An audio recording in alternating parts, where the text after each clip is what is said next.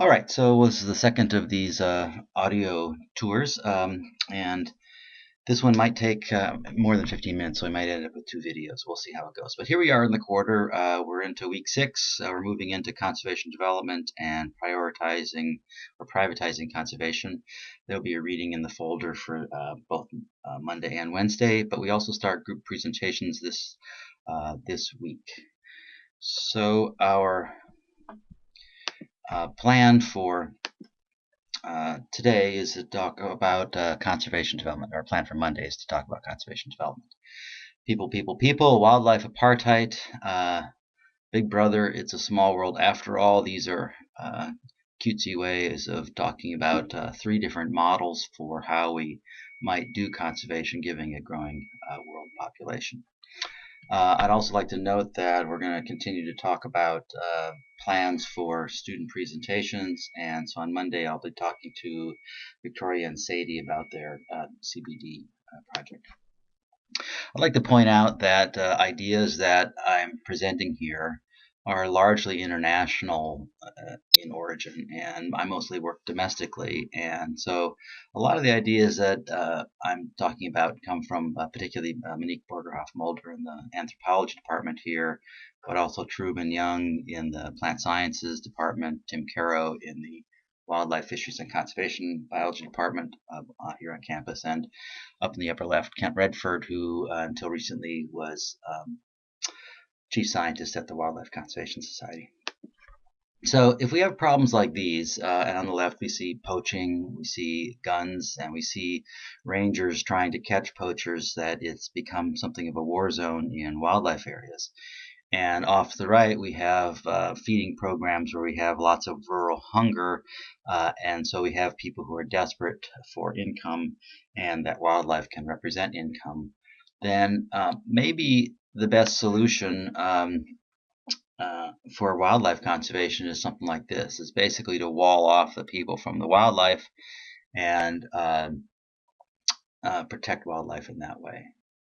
Now, of course, doing so creates a whole set of other problems that we would think that this would be a sad world in which we would live, in part because it is stepping on people's traditional lifestyles, which often are integrated with wildlife and wild areas.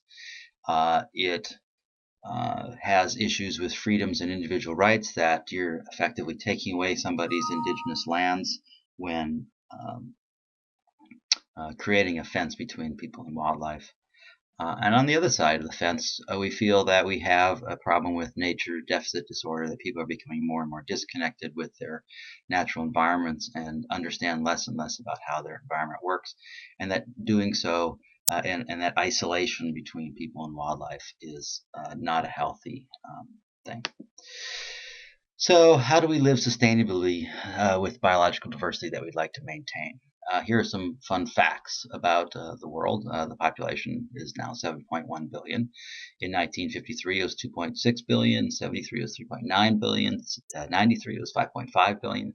And so you see we're in a period of really, really rapid population growth. Looking ahead, it's projected that by 2023, there'll be 7.7 billion, by 2033, 8.4 billion, by 2043, 8.9 billion. And we start to see that population growth slowing. That population growth is already slowing around the world. And the hope is that we can stabilize human population at something under 10 billion. But that adds another 7 billion people to the population of the Earth, and that puts a lot of pressure on natural resources. That about 2007, more than half of the global population was urban, and that this fraction of urban population is projected to continue to increase. But we have a lot of challenges out in rural environments. So if you look at the bottom graph in the lower right, this is demographic transition. And you've probably all seen this at some point. But the idea is that over on the far left, pre-industrial civilizations, we have high birth rates, but we also have high death rates. And as a consequence, birth rates and death rates are about equal, and population growth is very slow, or we're at stable populations. And that during the Industrial Revolution, we brought death rates down, but birth rates didn't come down. And as a consequence, birth rates exceeded death rates, and that we have then population growth, that we have less than 1 billion people on the planet for some tens to hundreds of thousands of years, and then in the span of a century, we have doubled the population enough times that we've gone from less than 1 billion to over 7 billion and moving up to 10 billion. Well, as industrial societies mature, what happens is people tend to choose to have smaller families. When I was growing up, I knew several families where there might have been 6, 8, 10, sometimes 12 kids, and I would wager that most of you have one or two siblings. Some of you probably have no siblings, and that you probably don't know anybody that has 6 or 7 siblings. That family size in the United States has gotten much, much smaller, and that once you get to stage 4, this post-industrial society, you see that death rates are low, but birth rates are low, and again, you can have a relatively stable population. But if we look around the world at where population growth is and what predicts cultures moving through demographic transition, we find that education, access to birth control, and poverty alleviation, and giving women choices are all factors that predict decreasing fertility rates and moving towards the right half of that graph. And if we look around the world and see where are we furthest behind on education, access to birth control, poverty alleviation, and giving women access to choices, it's in rural environments. And so it's not surprising that we have a condition now where the urban population growth is growing, or urban populations are growing, but it's fueled in large part by rural populations moving into the city, because that's where often population growth is strongest. So this brings up some recurring themes in conservation policy.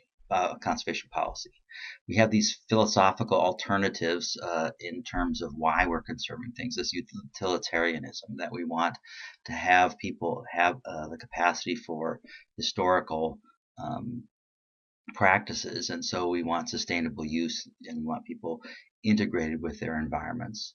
Or we can think about it in terms of intrinsic value and protectionism, and that we want to give the wildlife the capacity to persist on the planet as well, and it's really a wildlife-centered purpose that we're looking for in terms of conservation. This brings up issues with elitism and protectionism conservation, that parks historically are a luxury of the wealthy, thinking back to Robin Hood and the King's Deer. And maybe that's not such a socially acceptable thing to do. And if it's not, then we have to think about what kinds of compromises we make with conservation, because people don't always share the interest in full conservation. So we have a variety of different models that are suggested in terms of how we go about conservation. Commanded and control, some of the top-down, or community-centered bottom-up regulation are two of the models that we see out there. So among these different models, there is this so-called fences and fines model, which is that wildlife apartheid, which is saying, well, if we want to really protect wildlife, why don't we just get people out of rural environments as much as we possibly can, and separate the industry of raising or protecting wildlife from the industry of human well-being. Another one is conservation development projects, where we're thinking about how we use government assistance to provide the capacity for communities to live in harmony with nature. The idea of community organization, or bottom up, which is empowering people to make the decisions that allow them to protect their nature.